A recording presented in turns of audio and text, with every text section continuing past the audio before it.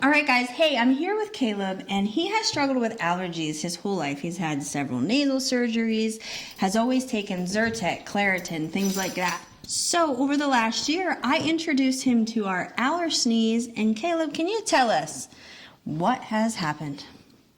Allergies has actually helped me quite a bit. How about that? I've always struggled with seasonal allergies in spring and winter. Winter is usually right around now, actually, is the worst time, the fall season, the change. And I lived on all the other over-the-counter type stuff and nasal sprays and all that eventually I became immune to. Right. So how does Allergens work for you? At first, did you have to take more, and over time, did you just do you have to take it every day now, or does it?